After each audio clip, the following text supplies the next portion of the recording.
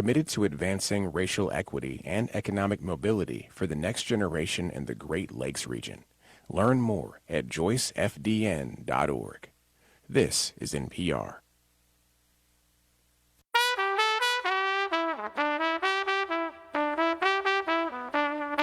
This is Charlotte Talks. I'm Mike Collins. As we approach the end of the school year, tensions appear to be building. North Carolina teachers recently dropped 3 spots to 46th in the nation for both teacher pay and per pupil spending. The state hasn't passed a budget, and teacher raises are hanging in the balance.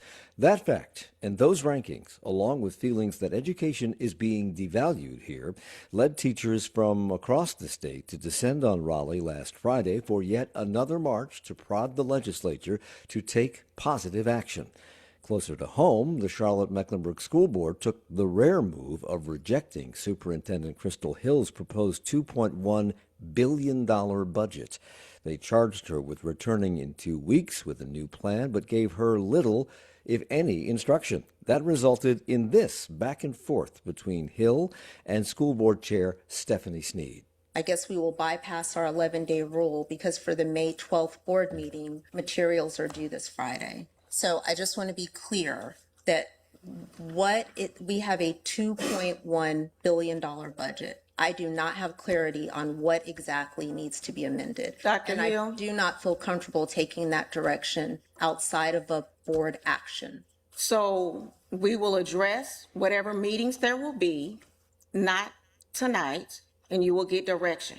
The board then met in what was supposed to be an open session early Saturday morning, but quickly closed that session so members could discuss personnel matters. Hill was only in attendance for part of that meeting, and there will be an additional meeting today. This hour, we hear about teacher frustration about what they hoped to accomplish with last Friday's march and the wrangling at CMS over the budget.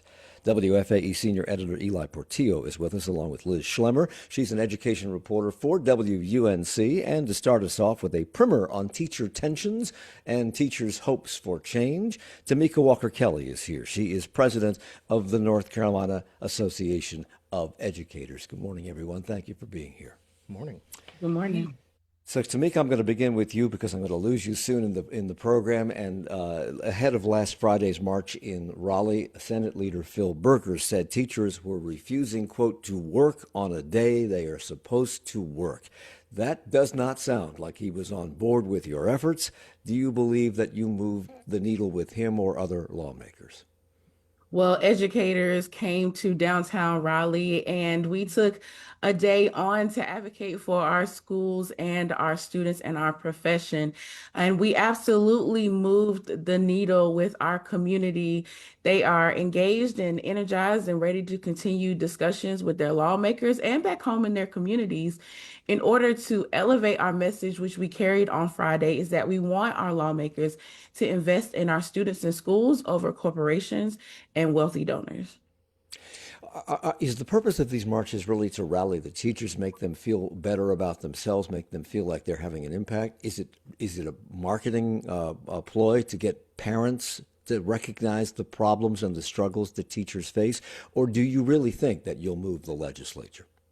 Well, anytime that we gather educators, parents, students, and community members, we are using it as an educational opportunity to elevate the real critical needs of our public school students and educators, and also to inform the public about what is happening in our public schools and who the change makers should be. Our lawmakers across the aisle should be investing in the success of our public schools. And we have not yet seen that. As you mentioned earlier, we are dropping to 46 in educator pay. We are 50th dead last in the nation around public school funding effort. And so we need to do better for our schools and our students. The Charlotte Observer quoted one parent from this area who was on your side. She said, quote, "I don't think the march is selfish. People weren't paying attention before, so it had to be something disruptive. It had to say, this is so big that teachers are willing to give up their day and go into Raleigh and march about it." Do you agree? Are legislators not paying attention, or is something else at work? Is it more than that? Well, it is both a lack of paying attention to the real needs in our schools, and it is also a lack of political will from our Republican lawmakers. We continue to see North Carolina schools fall further and further behind, even our peers in the Southeast, such as South Carolina and Virginia. And we cannot continue to make North Carolina number one for business if we continue to fall and race to the bottom in the pack around public education. More and more, we're hearing about teachers, particularly in urban districts like Charlotte, perhaps in Wake County as well, being unable to afford rent. They're living in their cars. Some of them are taking second, maybe third jobs. Is that primarily in these urban areas where the cost of living is substantially higher than perhaps it is in rural areas, or is this happening all over the state, Tamika? This is an issue that we are experiencing across the board. Educators taking two or three jobs in order to be able to pay rent, to buy groceries, to pay electric bills. And the cost of being an educator continues to be much higher, especially when educators are coming out of their pocket.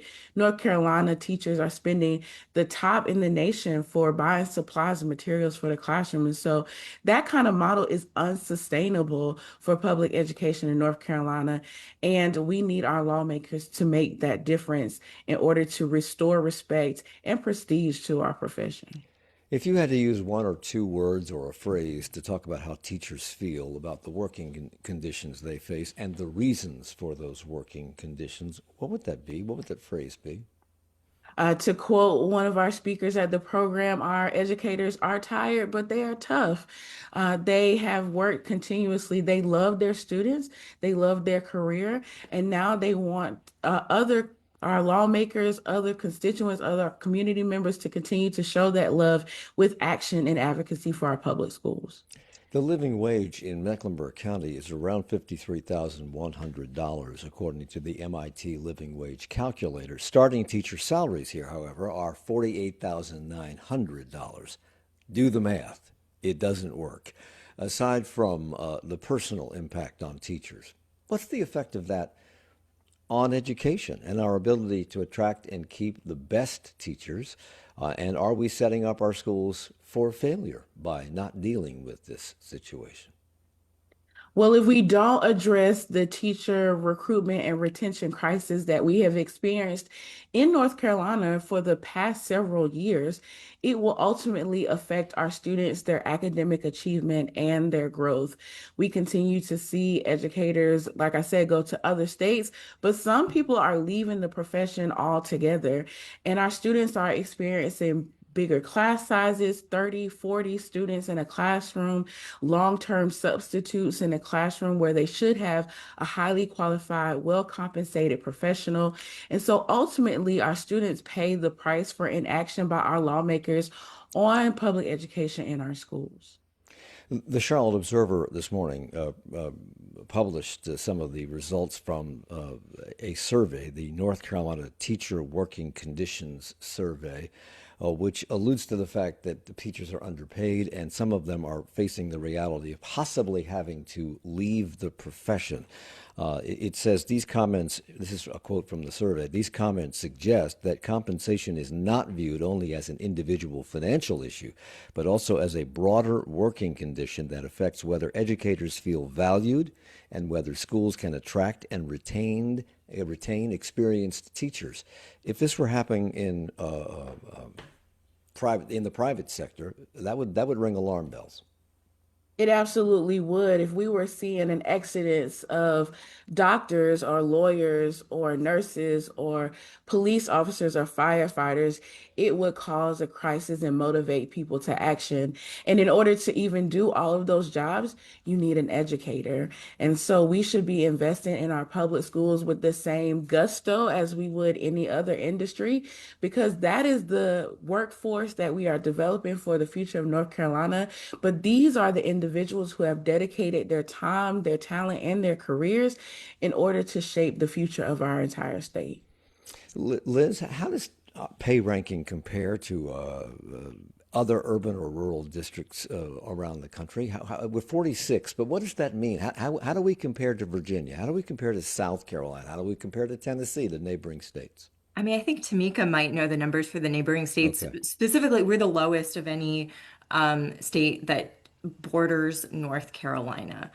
Some of the states that are lower are, I believe, Missouri, Idaho, places where I think of as having a lower cost of living. Hmm. But of all of our, directly surrounding states, I think we're the lowest in teacher pay. And I And know I say we're NCAE had a graphic on that, so maybe Tamika knows some of those numbers off the top of her head. I mean, we're 46th in teacher pay, we're 46th in per pupil spending, and if you figure in inflation, teachers are earning 5% less today than they did 10 years ago. And Tamika, you say that this year, North Carolina is the only state in the country where average teacher salaries are projected to decrease. Is that the case even if this budget with pay raises in it passes ultimately? That is correct. In order to even restore significant buying power to educators in our state, we need to raise our educator salaries at least by 20%. And we're calling NCAE for 25% with our Kids Over Corporation campaign. Because if we were to invest the dollars that we pass along to corporations through tax breaks or to wealthy donors, we would be able to invest more than $3 billion back into our schools every single year. And so we know that when our educators go to South Carolina or Virginia, they're earning at least $10,000 more for the same amount of experience in their classrooms. And so North Carolina, we are charging our lawmakers to do better. So, Eli, Senate Leader Phil Berger says that everyone is in agreement that to the extent that we have the capacity, these are his words, we need to work on paying teachers more and funding education at a higher level. Well, seems like everything's hunky dory. Everybody's on the same page here. But he also favors tax cuts, and that is why the North Carolina Association of Educators dubbed this rally over the week or last Friday as the Kids Over Corporations campaign. If those cuts go through, those tax cuts as scheduled, the corporate tax rate would go to zero. So are we likely to see more cuts in education because of that? Well, I think we're likely to see a shift in who is asked to pay. We are also already seeing this at the county level. Remember, the bulk of schools funding comes from the state, but then counties supplement that. And we're seeing a lot of pressures around funding from counties.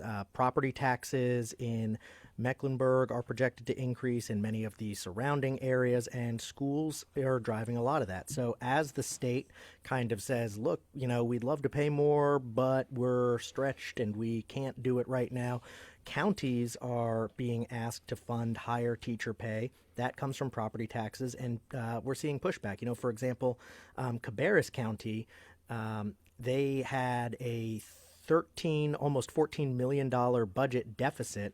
They've asked the schools to restrain their growth, and they just said they're not going to be able to give the schools as much as the schools are asking for. So, you multiply that times 100 counties, a little more than that school districts, and I think that's a preview of what we're going to see more and more in the coming years. Yeah, the counties are picking up the slack, and yet even now the legislature is discussing the possibility of a property tax cap on counties, which is where they get their money to pay for all the things that the state is not paying for. We have 30 seconds, Tamika. Teachers don't go into this profession to get rich, but was it always this bad? And if not, when did it start? I have 30 seconds. Well, we've seen the decline since the Republican takeover in 2017, 2018, even before that in 2013. And it's going to make a difference who we elect to our state legislature. But ultimately, education is a community issue. It shouldn't be political or partisan, and everybody should invest in it. Tamika Kelly is the president of the North Carolina Association of Educators. Thank you for being with us this morning. We'll continue when we come back with Liz Schlemmer from WUNC and Ely Portillo.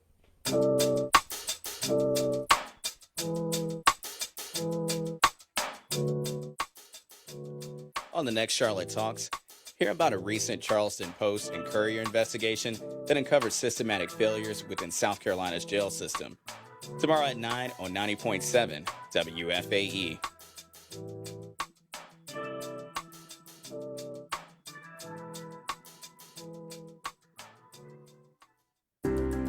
In 1981, WFAE launched as Charlotte's NPR station.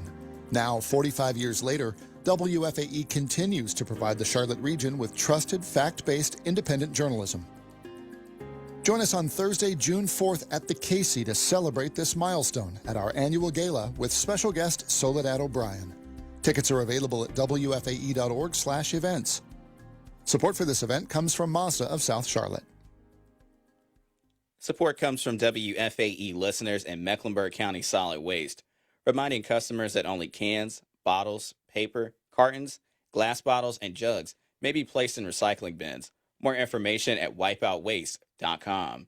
And Mazda of South Charlotte, committed to bridging the gap between adventure and adventurer by helping people select vehicles that fit one's lifestyle.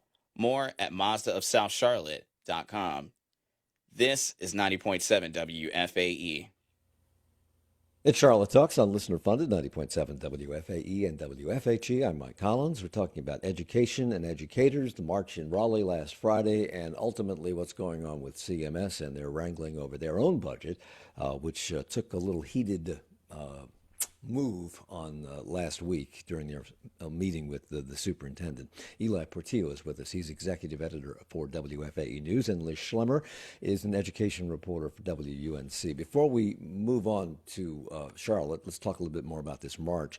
When schools close, Liz, when teachers go to these marches, schools have to shut down because most of the teachers have gone to Raleigh, and that's what many systems around the state, including Mecklenburg County and Gaston County and others in this area, did on Friday. Parents have to make alternative arrangements.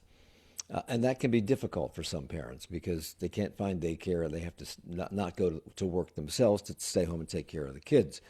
Do we know what kind of impact that has on support for these teachers? Parents may be supporting them, but by gosh, now you've hurt me.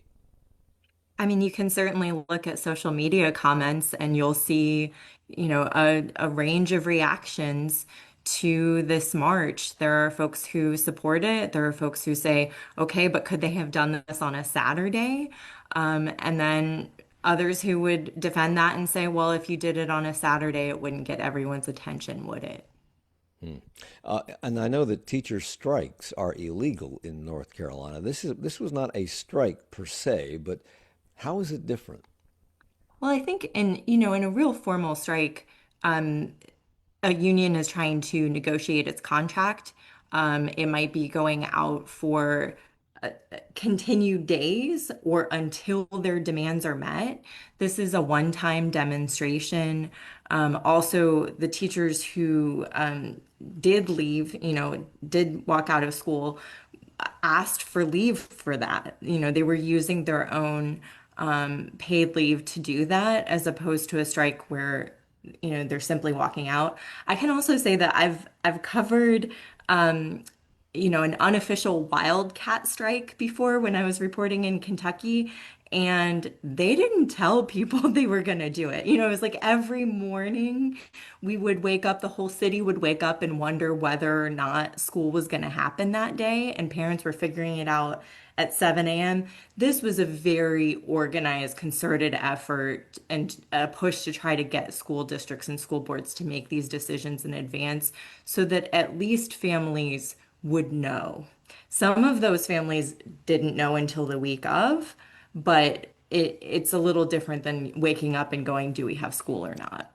Eli, I mentioned before Tamika had to leave us that Phil Berger says that he wants to work on paying teachers more, and there is in fact a teacher pay raise in the as yet to be passed budget. But the educators who went to Raleigh dubbed this the Kids Over Corporations campaign, alluding to the fact that that tax cuts are in the pipeline for the future, and that will take the corporate tax to zero, which they believe will affect education.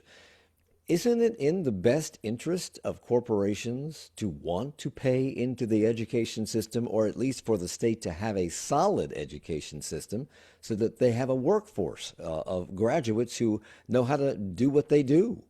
Well, that's a philosophical question. I think you could definitely make an argument that yes, that's better for long term growth of the state, long term economic health. But, there's also plenty of large companies that are, multinationals that answer to shareholders around the world. And, it's nice if they're civic minded and they would like to pay into the education system, but ultimately, they are not viewing it through that lens. I think that you're going to see a lot more wrangling over this idea of how much taxes can be raised to make up for that. You mentioned last segment the proposed cap on how counties can raise property taxes, how much counties and municipalities can raise property taxes. That seems likely to be on the ballot in November as a constitutional question. And, that is a further constraint to it. So you really have the balloon being squeezed at both ends. You have corporate tax rates set to go down. There are triggers set to lower that, as you said, to zero. And then you also have this potential squeeze on county property taxes, which are the other main lever for teacher pay here. So I think that's one reason you're seeing teachers so concerned is they're looking ahead a few years and saying, this is already bad. The money is not necessarily growing and might even be shrinking. How much worse can it get? Liz, I believe I'm correct in saying that you were at that march on Friday. Is that correct? You were there. And you spoke while you were there to several teachers. What did they share with you about their personal situations? Yeah, some of the things that were striking to me were the number of teachers who were telling me about their second or third jobs. A third job might be a summer job as well. There was a pair of teachers that really stuck out in my mind. They had come from Iredell County and Gaston County. They did know each other. They met at the rally. And one of them said, my mom still buys all my school supplies for me. And I said, well, you don't look like you're 20 years old, right? And she said, no, I'm 45 and my mom still buys all my school supplies for me. And her friend that she had just met said, I moved from Greenville, South Carolina to Gaston County, and I took about a $25,000 pay cut to do that. She said she fell in love with another teacher. That's why she moved to the state, and she wasn't getting paid for the same level of education that she was paid for in South Carolina. We hear a lot about teachers having to buy supplies for the classroom. And if they don't buy those supplies, the classroom doesn't have those supplies. And this one teacher that you spoke about, where her mother is buying the supplies because she can't afford to on her teacher's salary. How common is that? Is that, would you say it's 50% of the teachers, 75% of the teachers, a tiny portion of the teachers? I mean, I've What would you never, say that is? run a formal survey on that. I know, like Tamika was referencing, there are surveys that North Carolina teachers are spending more out of pocket than teachers in other states. You also see online fundraisers to fund teachers' classroom supplies. You see nonprofits stepping in to try to fund that because it's something that actually was a line item in our state budget, and isn't any longer. I think that was cut maybe around the Great Recession. So if teachers don't buy it, or in this case, if the teacher's mother doesn't buy these supplies, the classroom goes without? Presumably, or that there are some classrooms that don't have the same resources as others, depending on whether or not they have that extra support. Do parents know this? I mean, I What? think parents are aware of the supply list that they're asked Yeah.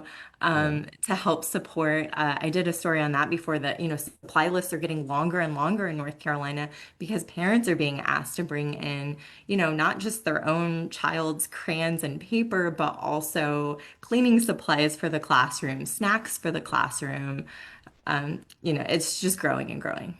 Yeah, and Eli? I have a student at CMS right now, and we love our school and our teacher, but yeah, I will say as a parent, it is. I mean, it kind of surprised me when we started that they were like, "Hey, can you buy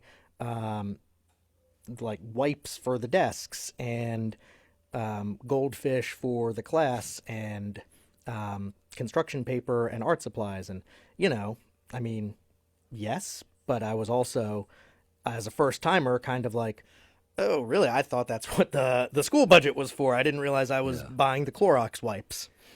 Yeah, the local school districts also are funded by the state in part based on their level of attendance, the enrollment. And enrollment at CMS, at least, is on decline, and it may be on decline in other parts of the state. Is that because the school age population is declining, or is it because opportunity scholarships are siphoning off students from the public schools to private schools? Well, you are seeing more students in in private schools and charter schools. You are also, I know, birth rates peaked like 2 decades ago and have been going down since. In CMS, what that looks like is for most of the last decade, the district had around 147,000 students. This coming year, it's projected to have about 139,000 students. So a decline of roughly 8,000 or so, which means smaller allotments, and especially at schools that are seeing more pronounced enrollment declines than the average. Maybe that's because more people have moved out of that neighborhood. Maybe that's because more people are choosing to pull kids from schools that have fairly or not established poor reputations. Those schools that are seeing greater declines than the average, I think, are being hit particularly hard with decreases in teacher allotment and per pupil, and the spending per student. So if partial funding of the schools is tied to the enrollment at that schools, as the enrollment goes down, Liz, are things likely to get more dire for these teachers and these individual schools? Yeah, I think it makes it really hard to work out the budget for a school district when they see declining enrollment because, they're seeing it in little pockets at all of their elementaries, and that's kind of harder to deal with. It's something that we're seeing in Chapel Hill, Carrboro City schools right now, where they're looking at school consolidation. I think we're hearing this from some rural counties as well.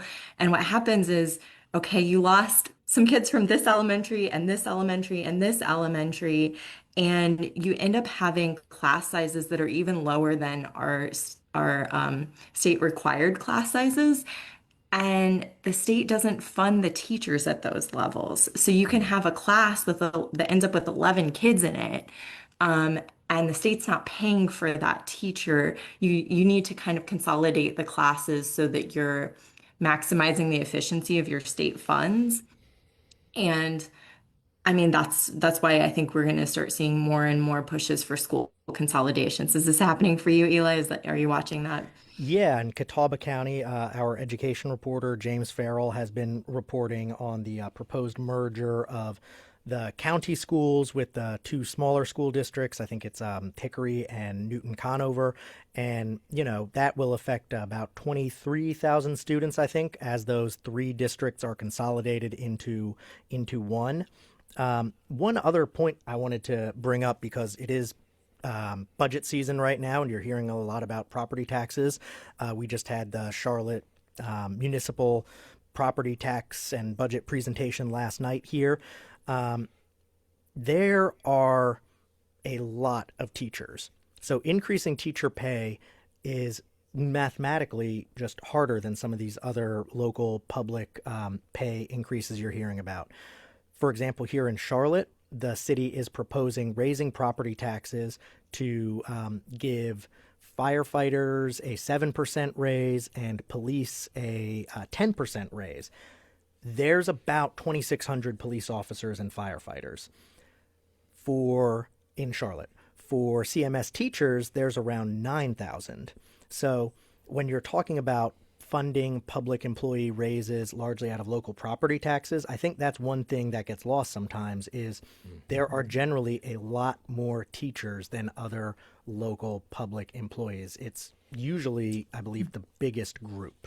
So let's shift our focus to Charlotte-Mecklenburg schools, Eli. Last week, in a rare move, the school board rejected Superintendent Dr. Crystal Hill's proposed $2.1 billion budget.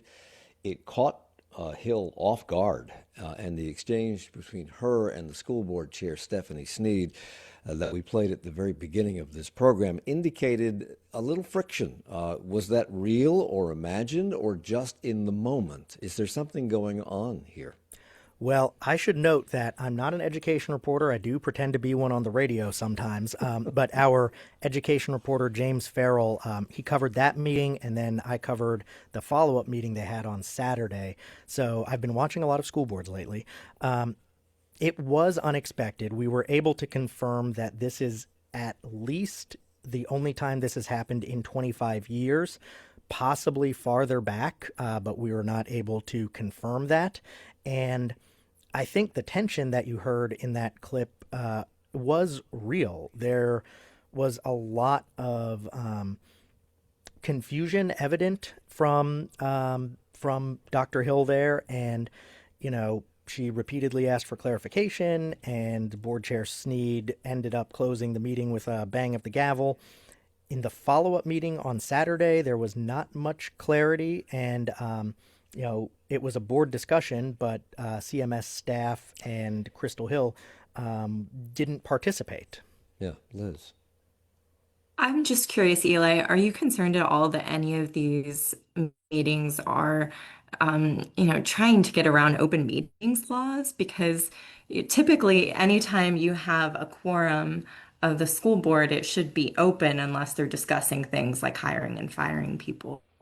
Yeah, so we know that we've had this issue with many local governing bodies in terms of members, talking amongst themselves in groups that are smaller than a quorum to avoid open meetings laws. I don't know what happened before this particular meeting last week, but it was clear watching it that the budget was going to be rejected. People knew that. Everybody had their prepared statement on the board about why they were rejecting it. And, the vote about halfway through, I was texting James, the education reporter, and we were like, oh, wow, this is actually not going to pass. This is a done deal. And yeah, it was, it had been arranged.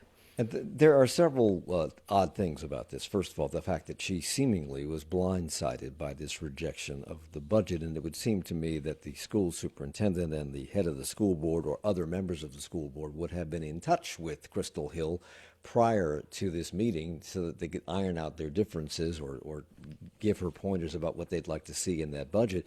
And then there was the fact that they didn't offer any information about that budget, and still to this day, I don't think, at least publicly, have offered much information. Is Crystal Hill more enlightened today because of discussions behind the scenes than she was last week? Well, I think we'll find out a lot more around lunchtime and this afternoon today, because they're supposed to have another at least 2-hour meeting at that point. I will say, having watched Saturday's board meeting where they talked about concerns, many of the concerns that the board members are raising continue to be really general. Stuff like, is staffing being allocated equitably? That's a really general question, especially at this point in the budget development process. And I don't know how, as staff, you take that and, say, okay, we need to change things to respond to that. There are also some interesting big picture questions about funding and school performance that, I think do relate to what we were talking about in the first segment with Tamika, that maybe we could plumb a little bit more too. Okay, we have to take a break. We'll come back and get into some of the particulars of what was discussed and some of the concerns that were raised by members of the school board at that Saturday morning meeting over the weekend. We're here with Ely Portillo, executive editor, WFAE News, and Liz Schlemmer from WUNC. It's Charlotte Talks on WFAE.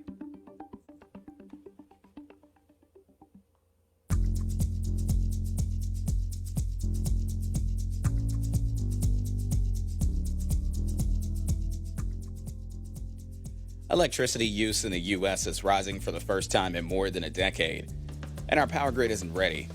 What happens when our electric demands strain our infrastructure? That's next time on 1A on 90.7 WFAE.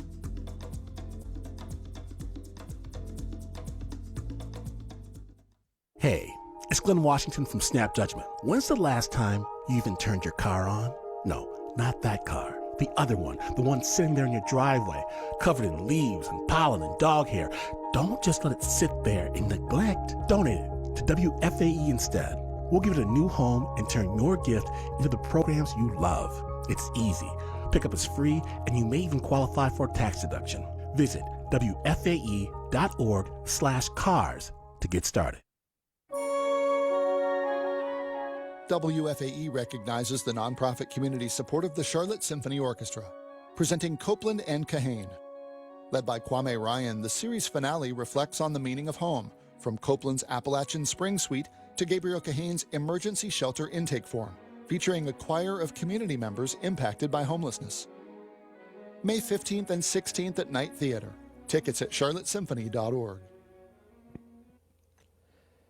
It's Charlotte Talks on WFAE and WFAE.org. I'm Mike Collins. We're talking about education with the Teachers March last Friday and the school board meeting last week here at Charlotte-Mecklenburg, in which they rejected Crystal Hill's budget and then held an 8:30 in the morning Saturday special meeting to talk about that budget, at which Hill has asked for guidance on what they'd like her to change about the budget, which she has to resubmit on May the 12th, which is next Tuesday, if I'm not mistaken. Yes, there will be there's supposed to be a presentation Friday afternoon of her revised budget, I believe. Okay. So they're going to try to vote on it on May 12th. So at that meeting on Saturday, I understand district staff did not participate in the discussions. Crystal Hill was part of it, but she left early. What are we to glean from that?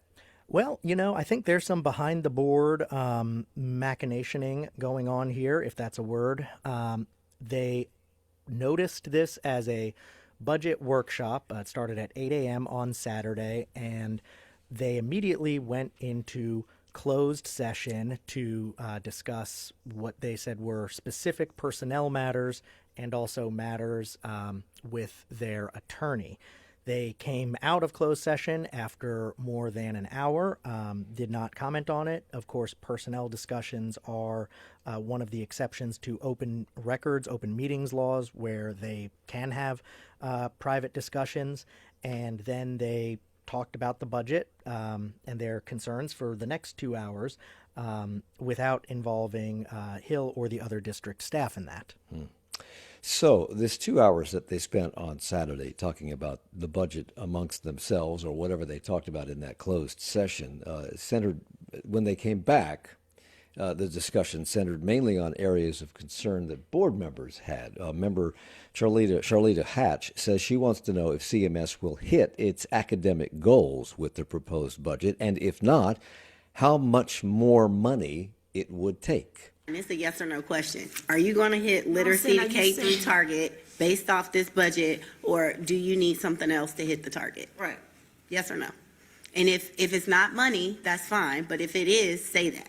Member Liz Monterey Duvall says the system isn't doing enough to help Hispanic students and multilingual learners catch up with their peers, and wants a specific description of how much more funding the district would need for that. I guess what I just want to know is, that can't be enough. So we just want to know what the gap is. Is that too much to ask? Board Vice Chair Dee Rankin was concerned that several board members asked how much money it would take to hit the district's learning goals, which he has said money cannot guarantee. I don't know if there's a dollar amount. That's more to me, that's more philosophical. I don't know if you just throw money. Hey, this is what we need. Money, money, money, money. It's more than that to me. But Board Chair Stephanie Sneed made clear that no more money is expected. We're not magically coming up with more money. You know what I mean? That magical thing is not happening. But that we're talking about the shifts in where the dollars go, if there are any. So there seems to be a lot of confusion and not a lot of answers. Did they get answers to those questions, Eli? No. I was actually, as we sat down here this morning, pulling up the budget for today's discussion on May 5th, and the discussion guide is 2 pages. It's broken into 8 sections, and, it says, I'm going to read a little of it here. High quality core instruction, sufficient information, yes or no? Understand gaps, yes, no, or somewhat? I mean, like I was saying earlier, that's a really general budget discussion. I don't like staffing allocation. Do you have sufficient information? Yes or no? Liz has covered a lot more of these, and I'm curious about her perspective too. But I mean, at this point in the game, like, do you understand staffing allocation is a really high level question for the board to be digging into. When do they expect to have the budget done in the next few weeks? I mean, you thought No, it would have yeah, been passed last already. week. Last week, You yeah. thought it would have been passed last week. Yeah, I mean, what strikes me in listening to this tape is that it's extremely adversarial, but also very, very broad. I saw in Wake County schools, the school board was really hard on staff recently, but it was about specific allocations for special education teachers, right? Like they're looking at line items in the budget at this point, usually. They're talking about are we paying for this program or that program? How many of these positions can we keep? That's what I would expect school boards to be talking about this month. At this point, we're hoping their budgets are passed or nearly passed. So it is really striking that they're asking such broad questions that, perhaps could have been asked 6 months ago. Yeah, and that's one thing that the board has said. They've, said that they didn't get enough detail for some of their questions, and they're trying to get more detail. They did ask about some specific line items, like you had Liz Monterey-Duval talking about multilingual learners there. There are also some general concerns about some smaller programs, like whether a $2.4 million emotional intelligence program, culture program is working. But a lot of it is this big picture. Like I think that Charlita Hatch cut really encapsulated it. If the superintendent was there but had to leave early or left early for whatever reason, who were they asking these questions of? Were they anticipating getting answers to these questions at that meeting, or were they just raising questions? It was the latter. And I will say, I don't regularly cover the school board, but I have over the last, 17 years in Charlotte, covered a lot of city, county budget discussions. And, I will say it was unusual. They were just asking the questions of each other. They were kind of riffing. They were kind of just going through a list of like, what about literacy? Are we going to hit that goal? What about pre-K teachers? Do we have enough? And were those questions raised? Were those questions raised of the superintendent last week during that meeting? No, they were not. Okay, Liz, I'm sorry.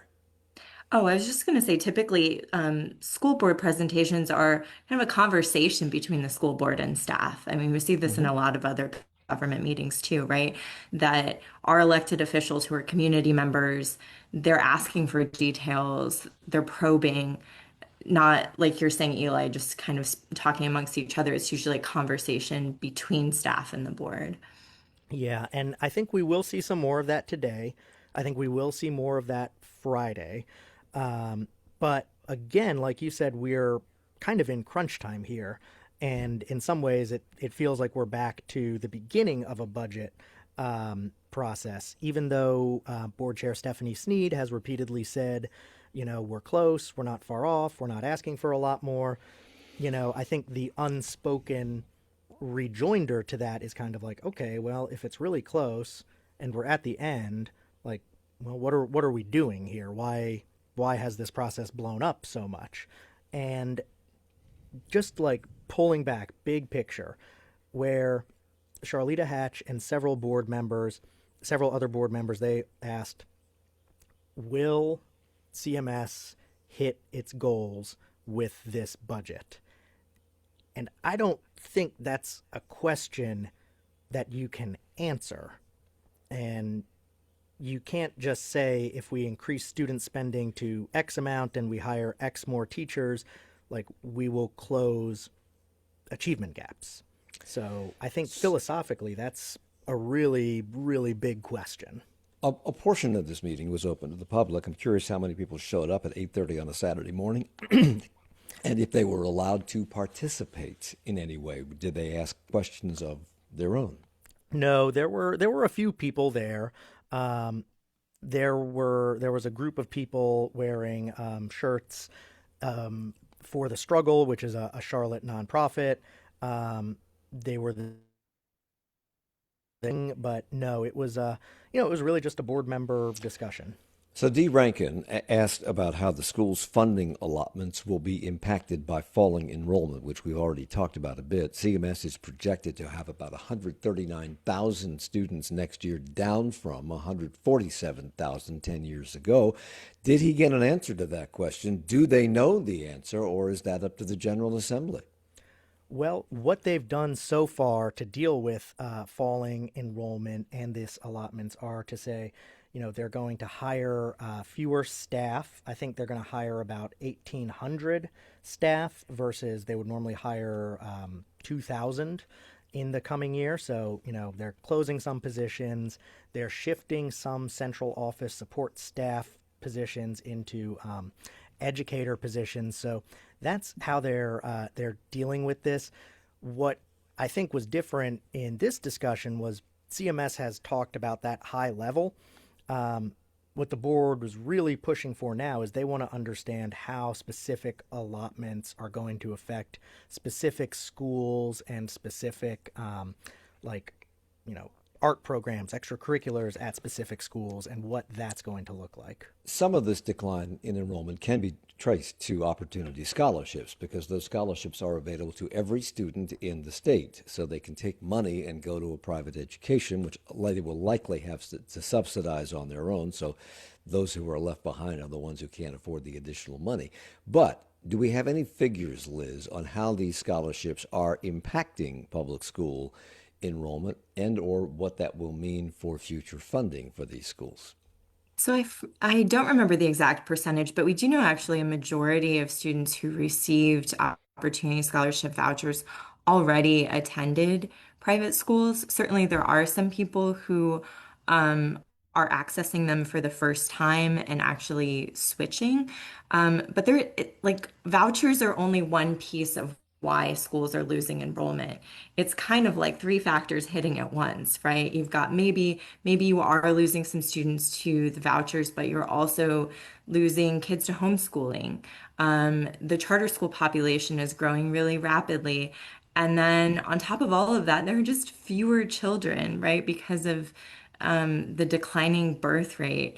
So I think that's only one piece in it. But when we look at what is the effective vouchers, we can see that the General Assembly made that a priority to fund that before figuring out how much is left over for teachers' raises. So I think it's more of a philosophical question about priorities than actual, putting a dollar amount on how many public funds have gone to vouchers. That's really hard to say. Crystal Hill's proposed budget, which was rejected by the board last week, proposes a 3% increase in the teacher's base salary. Is there any indication, Eli, that the board is concerned that that proposed amount is either too high, unaffordable, or too low? Well, I think that we've got to back up a second and just say, that comes out of the county's funds. So this is a multi-step process where the superintendent asks the board to approve her budget. The board, once they approve it, then they take that to the county. Then the county commissioners, who actually control the local taxes, they decide on the final amounts and what they're going to give. The proposed county appropriation includes it's an additional about $9 million for local teacher supplements and another almost $10 million to match state-driven salary and benefit adjustments, assuming the state budget passes with salary increases. So it's, $17, $18 million. It's not nothing. It's not a gigantic amount when you figure, in the billions that the county budget will be and that the CMS budget will be. I think the board has not expressed any belief that that is too high. Several board members have said that that's too low. But again, Board Chair Stephanie Sneed said we're not asking for more money. So even though they think that's too low, they have not indicated they actually want to see it go up yet. The state budget has yet to pass, as we've said 1,000 times on this program, and the state budget includes raises for state workers and teachers. As schools around the state, Liz, try to plan their budgets for the next year in the absence of what may or may not happen with the state budget, what kind of a quandary is that putting them in? School CFOs are saying this is the most challenging budget that they've ever worked on. And it's because of uncertainty, right? Like it's hard to write your whole budget when you don't know what percentage raise the state's going to give, if you have to match that locally. So it's, trying to write a budget where some of your biggest line items, you literally don't know. You have to put kind of a range on what you think it might be. And it's hard for schools because they don't have taxing authority here in North Carolina, which is different from some other states. And, the school systems, they have to wait to see what the state's going to give them. They have to ask their county commission. They have to wait to see what the county commission agrees to. And then they have to figure it all with the enrollment allotment. So, it's kind of a Rubik's Cube for them. So running the public schools, whether you're on the school board or whether you're the superintendent or another administrator, is not easy, and it's become more difficult in recent years because of all the things that we've talked about on this and other programs. But up until last week, the board seemed to have a good relationship with Crystal Hill, the superintendent, and then it seems that tensions have risen. Is that just because they have this ball of wax in front of them? They just can't figure it out because of all the things we've talked about. Or is trouble brewing? And I know it's hard to project behind the scenes, but what does it look like? I have to qualify this by saying, again, I'm not an education reporter, just an imposter today and someone who watched school board meetings. But I will say, coming into this budget season, the prevailing concern or take among local political people was that this was Superintendent Crystal Hill's board, that they might be too differential to her, that they really loved her, that they were impressed with the results she's delivered so far, test growth, all that. And then the skepticism and I think it's fair to say some hostility that we've even seen has really surprised political watchers here in Charlotte. And I think, there's tension. So the board is holding yet another workshop, I believe, today, at noon? And then 11:30. Okay, and then she will present her budget again on Friday with the deadline of May 12th, which is next Tuesday. Happy days. Ely Portillo from WFAE News, Liz Schlemmer from WUNC. Thank you all. Charlotte Talks is a production of 90.7 WFAE. Support for Charlotte Talks comes from Mazda of South Charlotte. Our executive producer is